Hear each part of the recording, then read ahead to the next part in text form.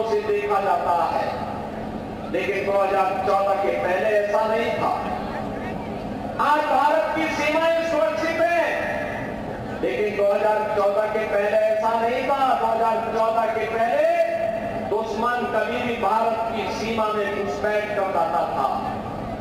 आतंकवाद और नक्सलवाद 2014 के पहले सिर चढ़ करके बोल रहा था। आज आतंकवाद और नक्सलवाद की समस्या का समाधान हो गया है, और अब तो कहीं जोर से पटाखा भी फूटता है ना, तो पाकिस्तान सफाई देता है कि नहीं, मेरा इसमें हाथ नहीं है।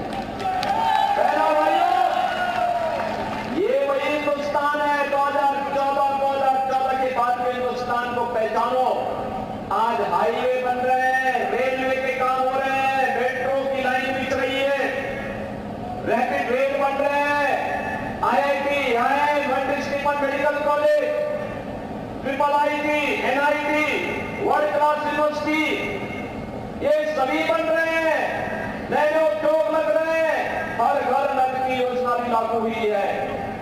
और यही नहीं बहनों और भाइयों, गरीब कल्याणकारी योजनाओं का लाभ इस रूप में 80 करोड़ लोगों को फ्री में राशन की सुविधा का लाभ, 60 करोड़ लोगों को 5 लाख रुपए की स्वास्थ्य बीमा का कवर, 50 करोड़ लोगों के लिए बहन और भाइयों जनधन अकाउंट खोलने का कार्य, और यही नहीं 12 करोड़ किसानों को किसान सम्मान निधि का लाभ, 12 करोड़ लोगों के घरों में शौचालय का निर्माण, 10 करोड़ घरों में उज्ज्वला योजना की रसोई गैस के सिलेंडर, मोदी जी ने कनेक्शन दिए। होली और दीपावली में उत्तर प्रदेश सरकार फ्री में रसोई गैस भी उपलब्ध करवाने का काम कर रही है उन लोगों को। बहनों और भाइयों, 4 करोड़ गरीबों के मकान बन गए, और अगले 5 वर्ष के लिए 3 करोड़ नए मकान बनाने का भी संकल्प मोदी जी ने कर लिया। आप सोचो, ये जितनी योजनाएं दी गई किसी जाति मजहब को ध्यान में रख के दी गई क्या? बिना भेदभाव के सबको दी गई। लेकिन आज जो प्रश्न मैं आपसे करने वाला हूं, वह प्रश्न वही यक्ष प्रश्न है जो कभी यक्ष ने धर्मराज युधिष्ठिर से किए थे, और उस समय उन्होंने जो प्रश्न किए थे वो तो 100 थे, लेकिन मैं केवल 10 प्रश्न पूछना चाहता हूं। और आप पूछिए, ये सपा बसपा कांग्रेस के प्रत्याशियों से प्रश्न पूछिए, ये प्रश्न इसलिए पूछिए और उनसे बोलिए कि कांग्रेस सपा बसपा को देश के अंदर, कांग्रेस को लगभग 60 से 65 वर्षों तक शासन करने का अवसर प्राप्त हुआ था। समाजवादी पार्टी और बहुजन समाजवादी पार्टी को प्रदेश के अंदर 3-3, 4-4 बार सत्ता में आने का अवसर प्राप्त हुआ था। इन्होंने प्रदेश और देश के सामने क्या समस्याएं खड़ी की थी, और इसीलिए मैं आपसे पूछता हूं कि देश के सामने पहचान का संकट करने का दोषी कौन है? देश के सामने सुरक्षा का संकट पैदा करने वाले कौन दोषी हैं? देश को विकास से वंचित करने के दोषी कौन? देश में भूखमरी से हुई मौतों का दोषी कौन? देश में अन्नदाता किसानों की मौत का जिम्मेदार कौन? जो आत्महत्या कांग्रेस की सरकार में अन्नदाता किसान करता था, इसका दोषी कौन है? सपा बसपा कांग्रेस की सरकार में तुष्टीकरण की नीति, घातक नीति के कारण हुए दंगे, निर्दोष लोगों की मौतें और व्यापारियों को हुए नुकसान का दोषी कौन? भ्रष्टाचार की भीषण समस्या के कारण भारत का विकास जो बाधित हुआ, इसका दोषी कौन? पलायन और बेरोजगारी की समस्या के कारण 2014 के पहले जिन नौजवानों ने पलायन किया था, उनके जीवन के साथ खिलवाड़ हुआ था, इसका दोषी कौन है? बिजली और पानी से जनता जनार्दन को वंचित करने वाले कौन वे लोग हैं? क्या कांग्रेस इसका जवाब दे पाएगी? उसका दोषी कौन है? और अंत में बहनों और भाइयों, जो 10वां प्रश्न है वह ये कि इतने दशकों तक शासन करने के बाद भी कांग्रेस, सपा, बसपा आपकी आस्था के साथ खिलवाड़ करती रही, इसका दोषी कौन है? बहनों और भाइयों, ये वही कांग्रेस है, ये वही सपा है, ये वही बसपा है। जब सत्ता में आए थे तब कहते थे, कांग्रेस के लोग कहते थे राम हुए ही नहीं, समाजवादी पार्टी के लोग कहते थे कि अयोध्या में परिंदा भी पर नहीं मर सकता।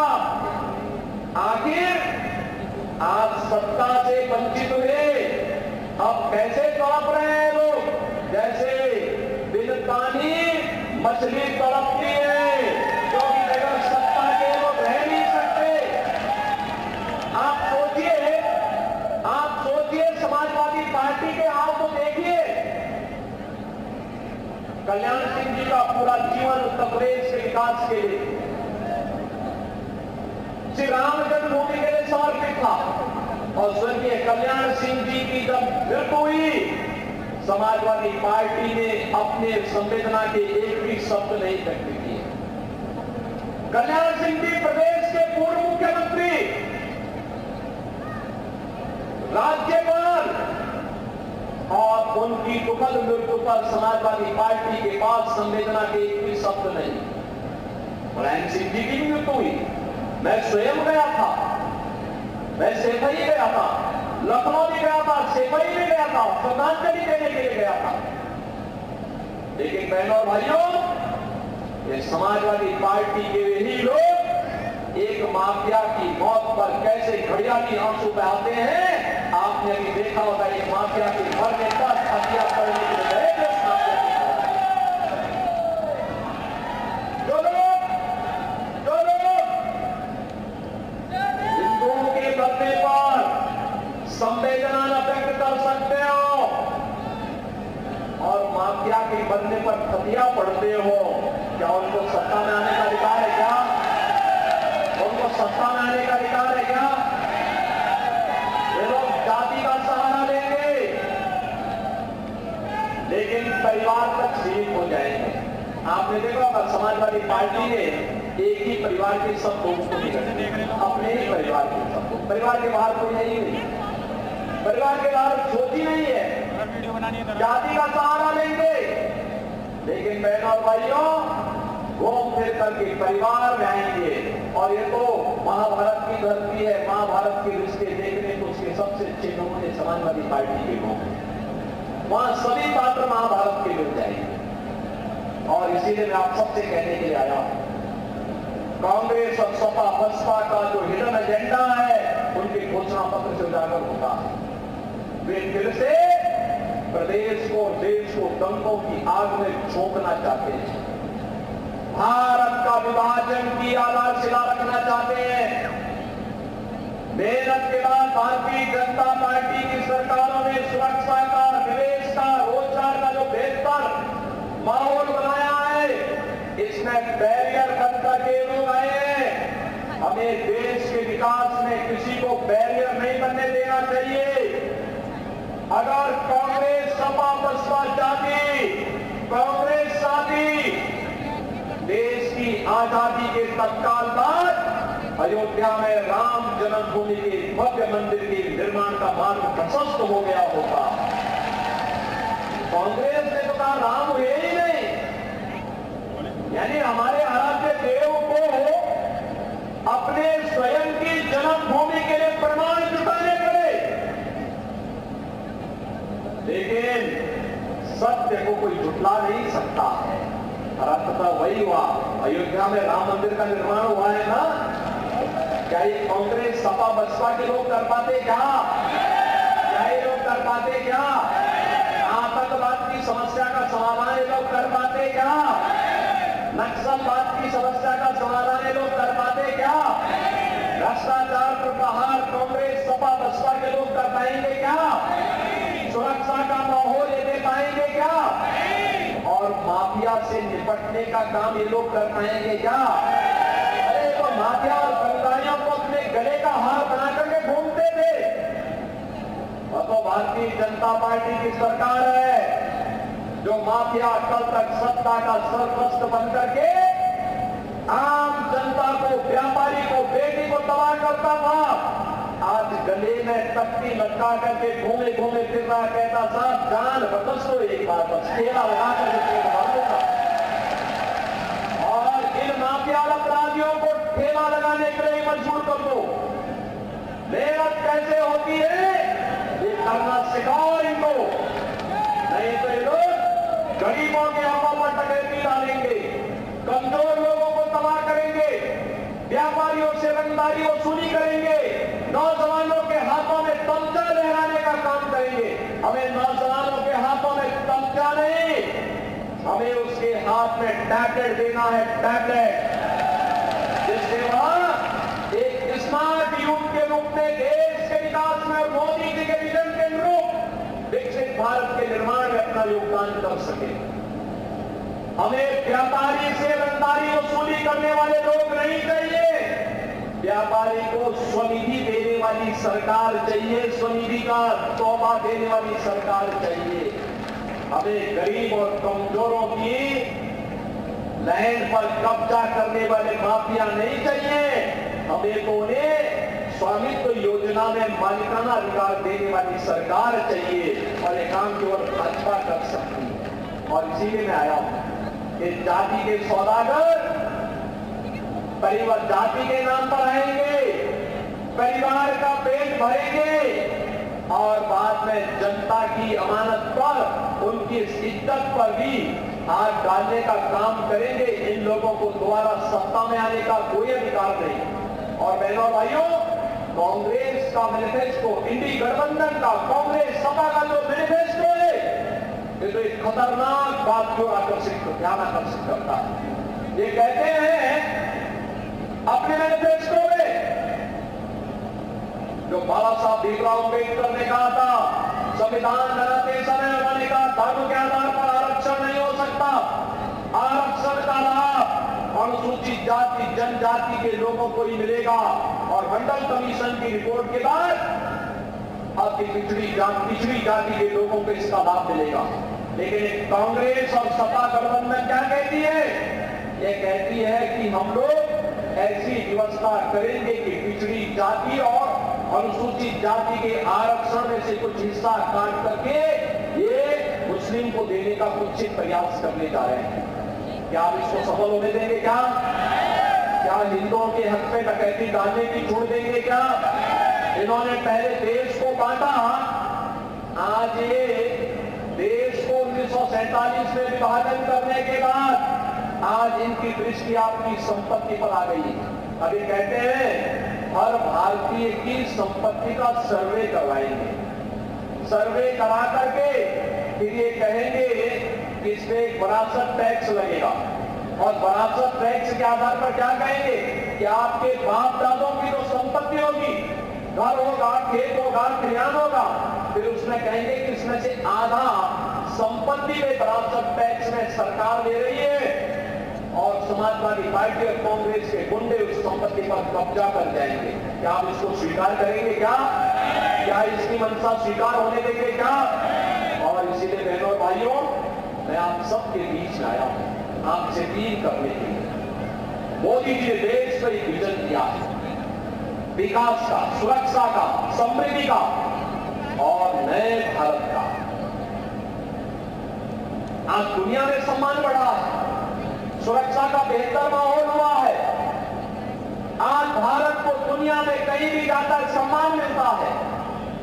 नौजवान आज एक सही राह पर आगे बढ़ रहा है, भारत को, विकसित भारत के सपने को साकार कर रहा है, और विकसित भारत के इसी सपने को साकार करने के लिए आज मैं आपके पास आया हूं आंवला में। धर्मपाल जी ने कई बार प्रयास किया कि मैं यहां आऊं, पिछले विधानसभा चुनाव में मैंने कई बार प्रयास किया था, कार्यक्रम नहीं बन पाया था। आज बहनों और भाइयों, मुझे यहां आने का अवसर प्राप्त हुआ है, और इसीलिए मैं आप सबका आह्वान करूंगा, हम लोग किसी के बहकावे में ना आए। जो देश के लिए है हम उसके साथ में, जो देश के साथ में हम उसके साथ में, क्योंकि जीवन हमारा है, सुरक्षा भी आपकी है, देश भी आपका है। तो जब देश आपका, सुरक्षा आपकी, वोट आपका, तो सरकार भी तो आप ही की होनी चाहिए कि नहीं होनी चाहिए।